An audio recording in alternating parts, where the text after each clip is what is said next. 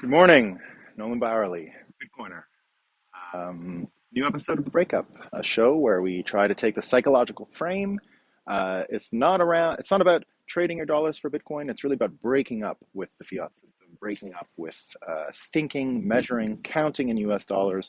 We treat it like a relationship. And because it is something you've known all your life, it's been, essentially an entity that's always been on your mind, money. And you've measured it all in this greenback paper. And there's reasons why you need to get rid of that money and break up and move on for a better quality money. And that's what this show is all about. So we try to take reasons why this relationship should end.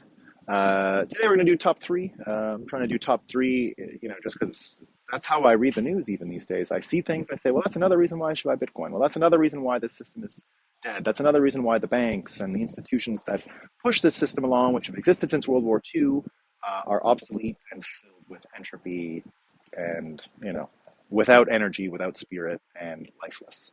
So the first one I have for today is amazing. So I helped organize an interview yesterday with Orchid Protocol and Glenn Greenwald. For those of you who don't know Glenn Greenwald, he was the journalist that Ed Snowden went to with The Guardian when he had first taken away the trove of spying documents that he had pulled from the NSA years ago. So Ed Snowden went to England and met Glenn Greenwald, an American lawyer who became a journalist and was working with The Guardian over there. And he showed, Glenn everything that was going on. If you don't follow Glenn Greenwald on Twitter, he's a must follow. Controversial. He will make you feel uncomfortable. He'll certainly, provoke in yourself where you have some cognitive dissonance, right? So uh, this is a guy who has the same, let's say, enemies as a lot of hardcore Republicans, but he is certainly not a hardcore Republican, that's for sure. Really interesting guy, definitely off the reservation, as it were, the Democrat reservation. No longer, or if he ever was, certainly not a supporter of plantation politics, as we call them, a real thing.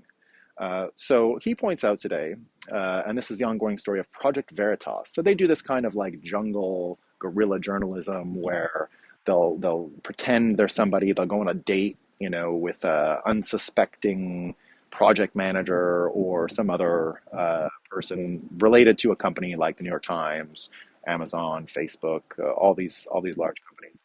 And then they get them to say a bunch of silly stuff, and then they, maybe they're aggrandizing. I often suspect that's the case where some of the people they're talking to are bragging a little bit about their abilities, but whatever. It's great entertainment, and usually you do get into an insight into what's going on in the corporate sense, maybe slightly exaggerated from the ego of these people talking, but it's true. We're seeing, I think clear evidence of systemic institutional bias against opinions that aren't of their liking. And so here's along those lines of the institutions that really are terrible and not doing what it is they're meant to do. We've got one. So the FBI raided Project Veritas to get the Biden diaries from the daughter or something. I think that was the story. I think she said she got molested by the Biden family. I don't know the details, honestly. I don't want to. I don't know if they're true, and that's not what this is about. I don't care. I care about any victim of these things, but I don't know the answers to it, and I don't want to say that this person did what or not, right? All I'm trying to mention here is that the FBI came into this guy's house and got back the diary, right? They raided his home and took evidence, right? Now, the ACLU, right, the American Civil Liberties Union, I guess, came out with a statement. So these are the guys that would even go to like Guantanamo Bay, right, and defend terrorists, which is an important thing in our democracy, right? Everyone has the right to a defense. And they make this point. They wrote in a statement that about Project Veritas, right? So Project Veritas, absolutely, MAGA country, if you will. Although I would suspect if any of these Republicans or MAGA folks were troublesome to them, they would do the same thing. So, but so far, it's a one-sided guerrilla operation for sure. The ACLU mentioned that many might not consider their actions to be journalism at all. Interesting. They did, however, say that we urge the court to appoint a special master to ensure that law enforcement officers review only those materials that were lawfully seized and that are directly relevant to a legitimate criminal investigation. Interesting. So let me, as a lawyer, a non-practicing lawyer who never passed the bar, but I went to law school. Never wrote a bar, but went to law school. What this looks like to me, and I'll break it down, is that they're saying that they'll only help protect Project Veritas, not even Project Veritas in this case, examples like Project Veritas, if they're legitimate journalism, basically, right? If it's legitimate journalism. So only legitimate, real journalists, according to them, get the protections that they are supposed to offer to Americans. Um, so that's the best they can do, right? That's the best they can do. They're going to say, well, we got to appoint a special person, and that person can differentiate between what is journalism, what isn't. We'll help those that are journalists, even if we disagree with their opinions, right? That's what I read from it. That's what the statement says. That's what most people have taken the statement to mean. The only problem is, and it's a big problem, the First Amendment doesn't give a shit, doesn't care about journalists. It's for Americans, citizens, right? A journalist is not some special class that deserves extra protection according to the First Amendment and freedom of association, freedom of speech rights, right? They don't care. It's anybody. So the ACLU here saying that, oh, you got to determine if it's journalism first, and then we'll help them. But we don't think it's journalism, so we're not going to help them. It's a bunch of bullshit. It's a bunch of bullshit, right? If the ACLU was serious, they would say Americans are getting targeted by the FBI and getting their stuff raided and are not able to tell their story. Okay, that's what's happening. So it's not a privileged thing. Um, Now, they did the same thing to Julian Assange, right? That's why Julian Assange is rotting, right? He's not a real journalist, they said. Why should we help that asshole? They did the same thing to Glenn Greenwald at first. You're not a real journalist, they said. You didn't come to the New York Times with your bombshells. Well, the New York Times, as I learned from Glenn Greenwald, had a chance to come clean about a lot of the spying stuff. They said no, right? This was back in the Iraq War days. They said no. That's why Ed Snowden went to Glenn Greenwald. He couldn't trust these institutions any longer. I didn't know that part of the story. It's pretty interesting stuff. Go have a look at the Orchid show we did yesterday. We had Ed Snowden the first time in March, so we're doing the trilogy here. So ACLU, this idea that the First Amendment only applies to journalists is another reason why you got to break up with these guys. They don't even understand the Constitution, right? The crypto folks are buying the Constitution right now online today in a DAO, right? I think they know what they're doing. They're buying the document that they understand they're buying. The ACLU doesn't know anything. These guys are dumb, stupid. Only journalists? What are they talking about? That's another country. That's not America. So bye, break up with them. Purveyors and in the bag for the fiat US dollar system. The next one I have today is Jen Psaki. This one's great. You know, the press secretary, right? So she goes, we are not in the middle of a historic economic crisis right now. We are not in the middle. The thing is, the human mind will ignore the word not, right? They don't hear it, right? I heard the White House say economic crisis, historic economic crisis, right? So that's the clip. You can cut that clip if you'd like and keep out the we're not, and it'll mean as much in the heads of most people. And it's a little bit like, telling someone you're famous, or if you recall in the 1990s, President Bill Clinton, when he lost the Congress and the Senate, and the executive branch was, basically dealing with a minority position and had to get, bipartisan support for anything it did. And Newt Gingrich was the leader of the Republican House and was just pushing the president all over the place because the president had to concede to get anything done. And at the time, the President Clinton was getting pressured by the media, and he came in and said the president is still relevant, right? The power of the president is still relevant. But by saying that, you made the power of the president irrelevant in a sense. Now, I'm not saying Clinton is wrong and Clinton was powerless. He wasn't, right?